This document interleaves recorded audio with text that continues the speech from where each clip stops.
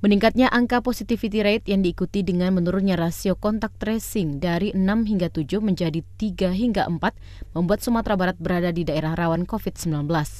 Untuk itu, Kepala Laboratorium Pusat Diagnostik dan Riset Penyakit Infeksi Universitas Andalas, Dr.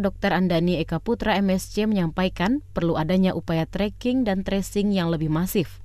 Sementara untuk testing sendiri hingga saat ini diakui Dr. Andani tidak akan terkendala sehingga target yang harus terpenuhi saat ini yaitu angka tracing dan tracking yang harus tercapai. Berada di daerah kriteria A membuat Sumatera Barat dapat memperoleh hasil pengujian sampel dalam waktu 24 jam.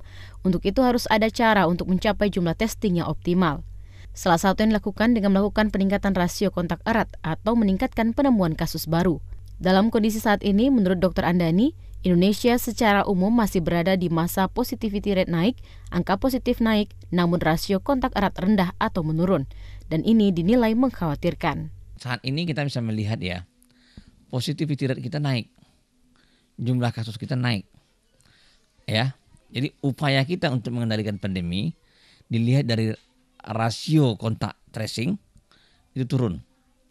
Biasanya kontak tracing kita sekitar 6-7, sekarang hanya sekitar 3-4. Ya, 3-5 lah paling tinggi. Nah, itu menggambarkan kepada kita bahwa kita ini rawan sebenarnya. Ya. Perlu upaya peningkatan tracing yang masif. Testing yang masif. Sampai sejauh ini kita nggak ada masalah dengan PCR. Ya, testing kita nggak ada masalah. Tapi bagaimana caranya kita meningkatkan kapasitas tracing kita. Sehingga jumlah testing kita tercukupi. Ya, kita adalah daerah dengan kriteria A, yang artinya sampel itu semua selesai dalam waktu 24 jam.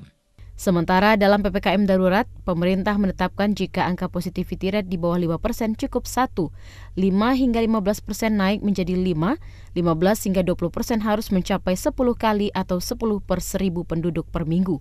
Dan lebih dari 20% harus dinaikkan hingga 15 kali untuk testing. Untuk itu, Indonesia harus mencapai 500.000 per hari. Sementara untuk Sumatera Barat sendiri 4.000 sampai 5.000 testing per hari. Dan inilah yang harus dicapai oleh pemerintah. Untuk itu, pemerintah diminta mendorong penelusuran kontak tracing di desa-desa maupun nagari. Dengan adanya kontak tracing yang optimal, akan semakin banyak temuan kasus dan testing lebih optimal. Sarli Zulkarnain, Joni Sartika, TVRI Sumatera Barat.